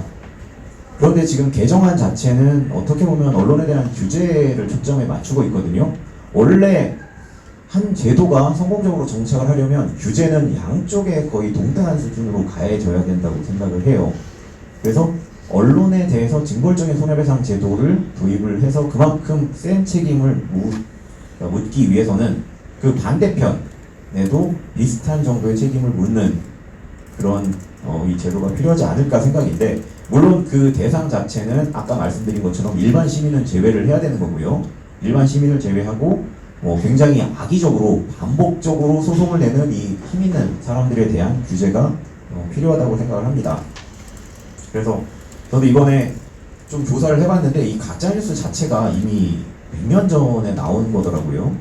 나치가 가짜 언론이라는 표현을 쓰면서 상대방을 공격을 한 그런 상황이 100년 전에 있었고, 이게 이제 트럼프 대통령 선거 때 또 반복이 됐더라고요. 이런 걸 보면서 이 언론과 권력의 관계는 끊임없이 긴장을 탈 수밖에 없구나라는 생각을 하게 됐습니다. 소송이 진행되고 있는 상황과 소송이 시작되기 전 이렇게 두 개로 나눠가지고 그렇게 악의적이고 반복적인 소송에 대해서 어떻게 대처를 해야 되는지, 그리고 이 제도가 지금 현재 논의되고 있는 이 징벌적 손해배상 제도 안에 포섭이 되기를 기대를 하면서 이 관련된 내용을 간단하게 말씀을 드리면, 실제로 몇 년 전에 제가 소송을 하면서 굉장히 악의적이고 반복적인, 당시 이제 11건의 소송이 들어왔고요, 언론사로. 그게 이제 각 개별 기사마다 들어와서 이 언론사에서는 반소 제도를 이용을 해서 그 정신적 위자료를 청구를 좀 하자라고 얘기를 했었습니다. 그래서 그 부분을 검토를 하고 조정 당시에 이제 판사님께 말씀을 드렸는데, 판사님 생각은 그러세요. 재판장님 생각은 이제 언론사가 상당히 그 힘의 균형에 있어서 우월하고, 그리고 책임을 묻더라도 소액일 텐데 굳이 이걸 해야 되느냐, 그리고 만약에 졌을 때 그 변호사 비용 등 소송 비용을 물어야 되는데 그것도 감당을 할 수 있겠느냐, 이제 그 얘기를 회사에 전달을 했습니다. 반소를 냈을 때 언론사가 지게 되면 이제 그 청구한 금액까지 해서 소송 비용을 더 물게 돼요, 변호사 비용을. 그래서 회사에서는 이제 그 반소 제기는 좀 하지 말자라고 했는데, 사실 반소라는 거는 이제 국민의 권리입니다. 나한테 소송이 들어오면 내가 적극적으로 이 소송에 대해서 대응할 수 있는 게 반소거든요. 그런데 아마 재판부는 제가 몇 번 얘기를 꺼냈을 때 좀 소극적인 반응을 보였기 때문에 이 부분 이제 반소를 좀 충실하게 활용을 하는 게 좋을 것 같고, 그리고 누구나 봤을 때 이게 공세소송이라고 판단이 되는 경우가 있습니다. 그러니까 악의적으로 그리고 반복적으로 이제 소송을 내는 경우에는 3배를 물리면 사실 3배를 나도 받을 수 있는 그런 것까지 좀 생각을 해야 된다고 보고 있습니다. 이게 왜냐면 그 미국 같은 경우에 이제 징벌적 손해배상 제도가 미국 제도를 많이 가져왔는데, 사실 미국에서 언론에 대해서 징벌적 손해배상 책임을 물리는 것과 동등하게 이 그 언론사에게도 이런 그 상당한 액수의 손해배상금을 인정을 해주는 사례가 있습니다. 그렇기 때문에 제도를 만약에 가져온다면 양쪽에 다 어느 정도 일정 부분 책임을 부과할 수 있는 그런 정도로 가져오는 게 좋을 것 같고요. 그리고 실제로 그 현장에서 보면 소송이 제기되는 것 자체가 언론한테 굉장히 타격입니다. 소송을 하겠다라는 그 발언 하나만으로도 기사를 삭제하고 가서 사과하고 이러는 경우도 좀 있고요. 그렇기 때문에 이제 소송 제기 자체가 두려운데, 이 소송이 제기되기 전에 굉장히 무차별적이고 반복적이고 악의적인 소송에 대해서는 사전에 좀 차단을 할 수 있는 그런 제도도 좀 고려를 해봄직하다고 생각이 됩니다. 영국에는 이제 부당소송 금지법 이런 제도가 있는데요.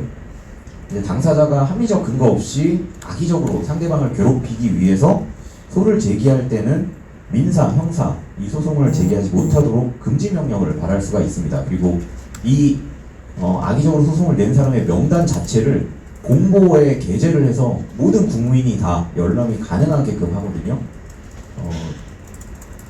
캘리포니아 주 같은 경우에는 소송을 제기하는 사람 자체를 규제를 하는데요.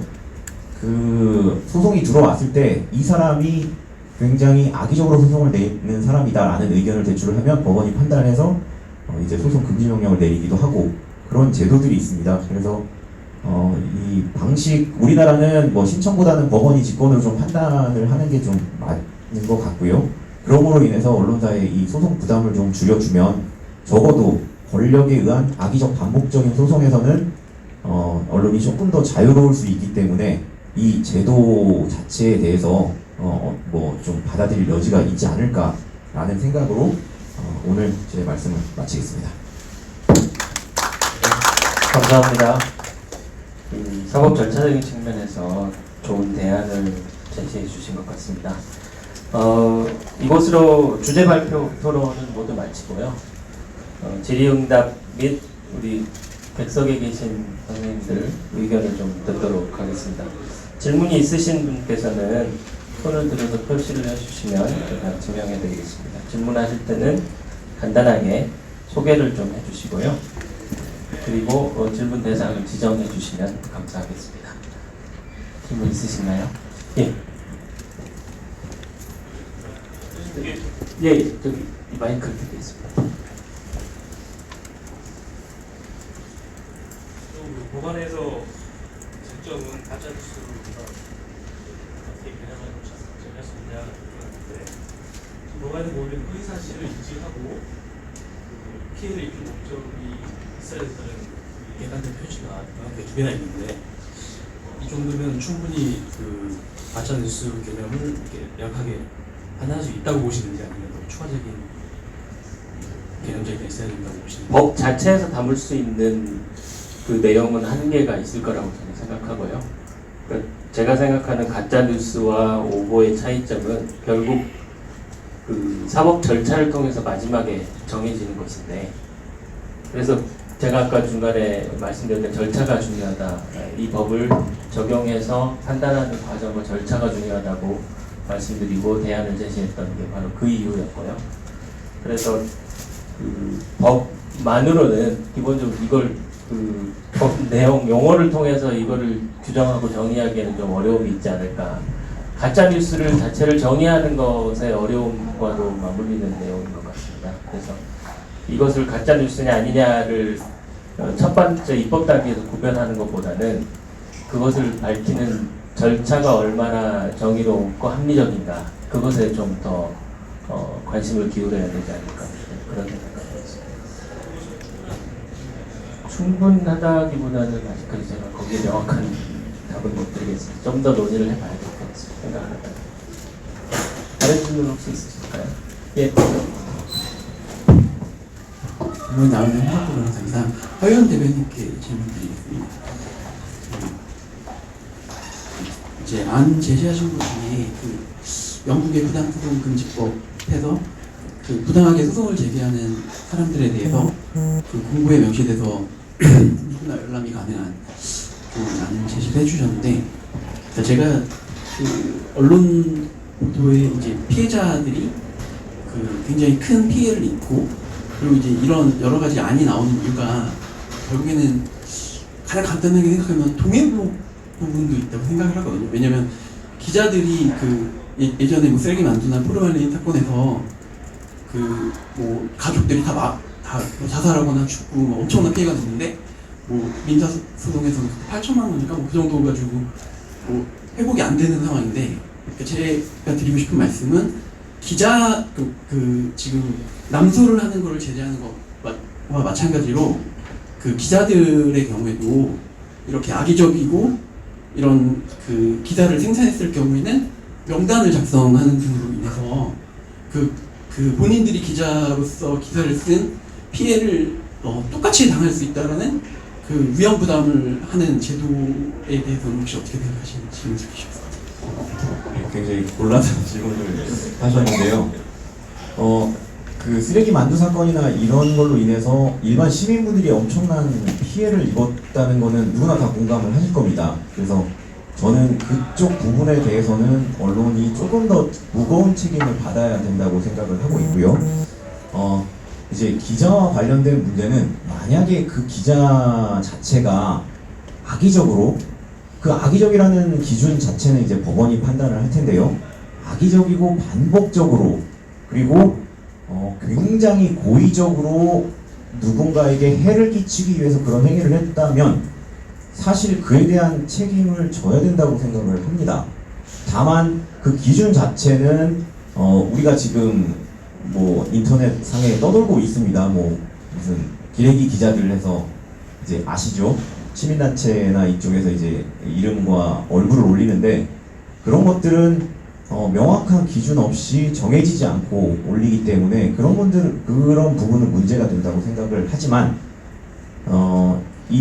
그 악의적으로 소송을 하는 사람의 명단을 올리는 것과 같이 법원이 악의적으로 뭐 예를 드는 겁니다. 뭐 법원이 악의적으로 기사를 쓴 기자들의 명단을 뭐 법원 공보에 게시를 하겠다라는 걸 법원이 만들어서 판단을 한다면 그리고 그 이후에 그에 대한 이의제기나 뭐 그런 절차들이 확실하게 보장이 된다면 변호사님 말씀대로 그렇게 하는 것도 의미가 있지 않을까 생각합니다. 예, 또 다른 질문 있으실까요? 네.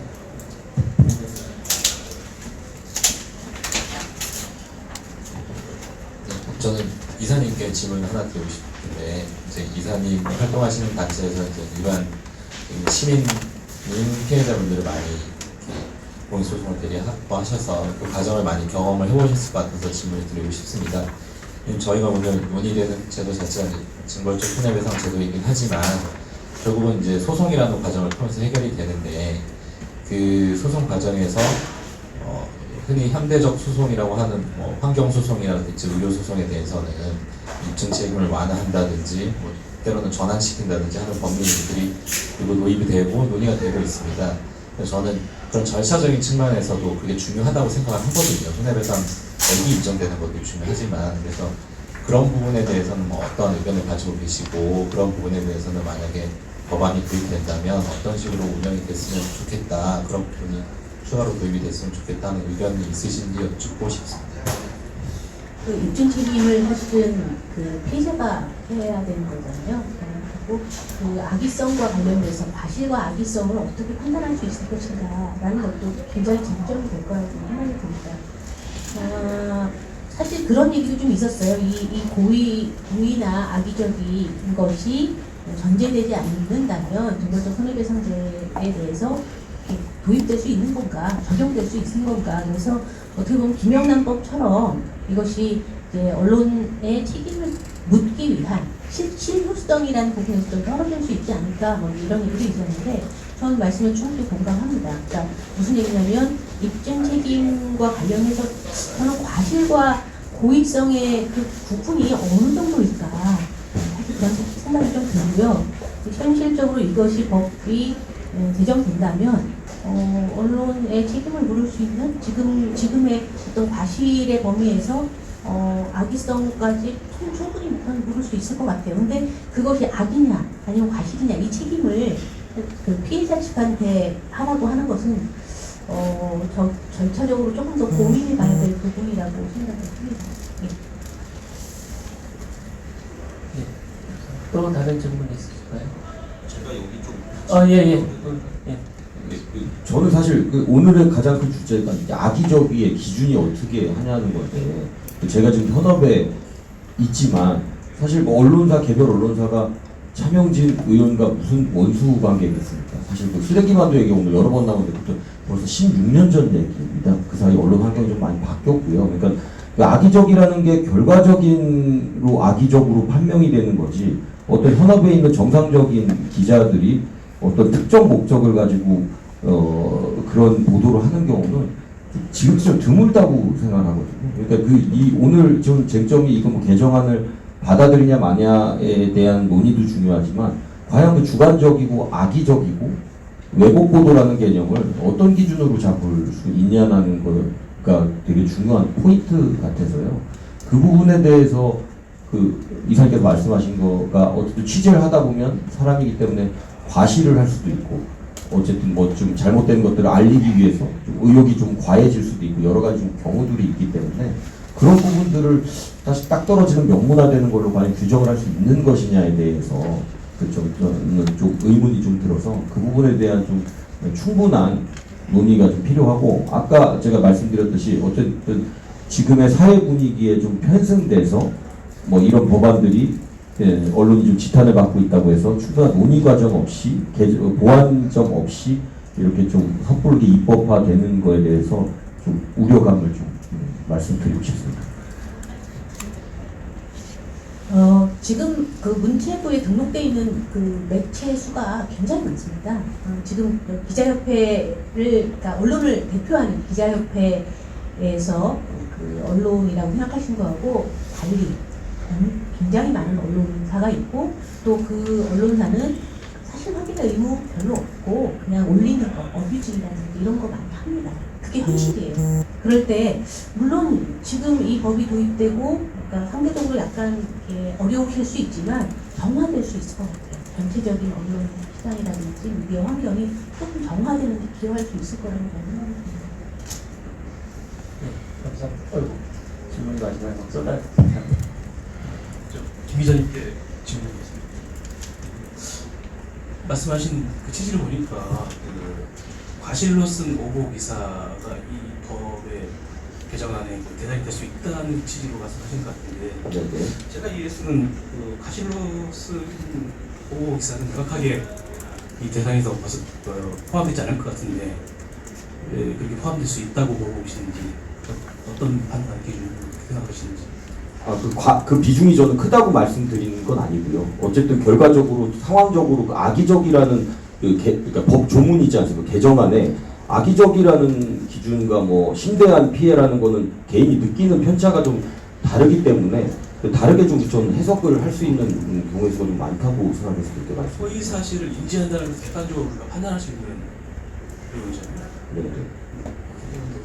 달리 사법부가 달리 판단할 수 있다고 생각하시나요? 저는 그럴 수 있다고 생각합니다. 네. 제가 추가로 좀 말씀을 드리면, 아마 과실에 의한 보도라는 거는 취재원이 의도적으로 왜곡시키는 경우가 있습니다.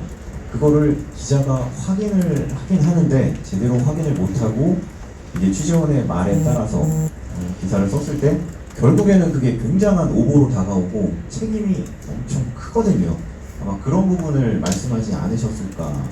그런 경우라면 허위 사실을 인지했다고 할 수가 없는 거잖아요. 이 허위 사실을 인지하지 못했어도 법원에서는 그 허위 사실이, 그러니까 취재원이 항상 잘못된 정보를 제공을 할 수 있는 그 상황을 염두에 둬서 최선의 노력을 다해야 된다라고는 얘기를 합니다만, 만약에 그 정보가 함정이 돼 있고 이 다른 경로를 통해서 재확인이 조금 어려운 경우라면 그 책임을 언론사가 온당히 그냥 지는 경우도 가끔씩 나오긴 합니다. 아마 그 부분 말씀이신 것 같습니다. 인지를 확대해서 하고 해석할 수 있다는 말씀입니다. 예, 그게 사실 언론사의 책임으로 인해서 누군가에게 큰 손해가 발생을 했기 때문에 누군가는 책임을 져야 되거든요.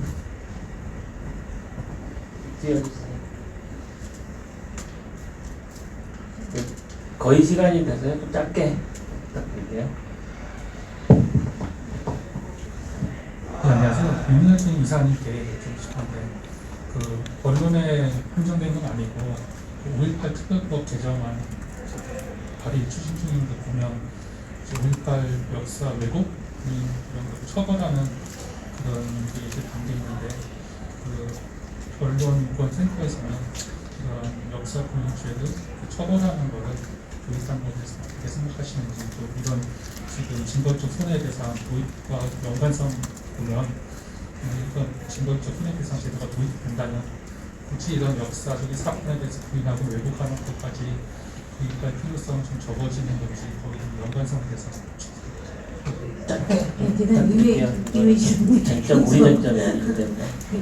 그 차별금지법 하면서도 사실은 징벌적 그 처벌과 관련된 내용 나오고 있습니다. 근데 지금 5.18 특별법 같은 경우에는 제가 깊이 있게 생각해보지 않았는데, 저는 좀 처벌 민간에서, 언론이 말고 언론 아니고 민간에서 그 부분을 좀 정리할 필요가 있지 않나? 그러니까 뭐 그런 생각이 좀 드네요. 이 정도밖에 말씀드리겠습니다.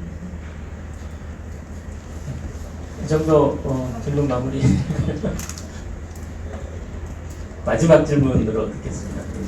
사회자 결단력이 없어져서. 아까 김봉철 그 부회장님 말씀하신 것 듣고 왜 추가 의문이 생겨서 간단하게 질문드리면, 그러니까 저는 그 아까 동해보고, 그러니까 기자들이 그 사실 언론 보도의 자유를 누리면서도 피해자들에게 그 굉장히 회복할 수 없는 인격성 침해가 발생하는 거에 대해서 뭔가 경각심이나 위기감을 느끼면서 기사를 써야 된다고 생각하는 입장인데, 아까 반론보도랑 정정보도 말씀을 하셨는데, 사실 그것만으로는 피해를 당한 사람들이 충분하지 않다고 느끼는 것이거든요. 그러면 기자님께서 생각하시기에 그러면 그 두 가지를 조율하는 그 피해자들이 굉장히 큰 피해를 당했다라고 생각하는 거를 막으면서도 기자들이 언론의 자유가 걱정하시는 위축되지 않는 방안을 생각하시는 게 어떤 게? 그래서 제가 말씀드린 건 사실은 어느 한쪽 방향의 노력만으로 좀 어렵다고 생각을 해서요.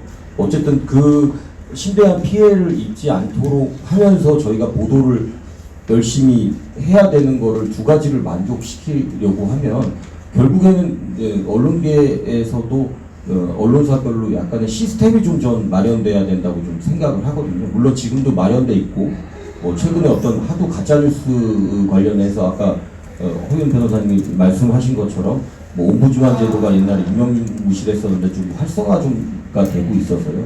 어쨌든 쓰는 사람과 취재하는 사람, 그걸 보도하는 언론사에서 선제적으로 좀 그런 부분들을 예전에 비해서 신경을 써야 된다고 저는 생각을 하거든요. 근데 아까 말씀하신 대로 무리한 단독 경쟁에 또 속보 경쟁에 여러 가지 상황이 좀 악화되고 있는데 그거의 선들을 좀 잘 조절을 해야 된다고 스스로 저희가 생각하고 그런 노력들이 좀 단기간에 이루어지지 않겠지만 저희가 지금 문제가 되는 게 자정작용보다 언론 환경이 악화된 속도가 좀 더 빠른 거예요, 사실은.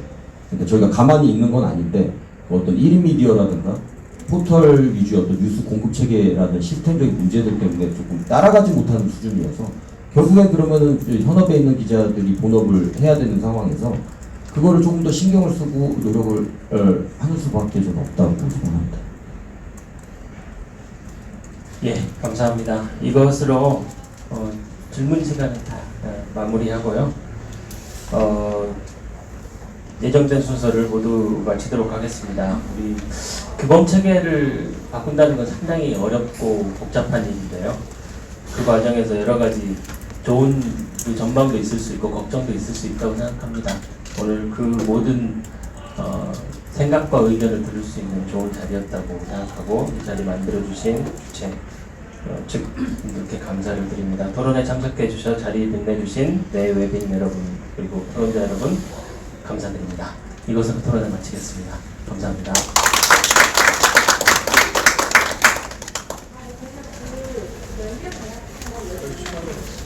그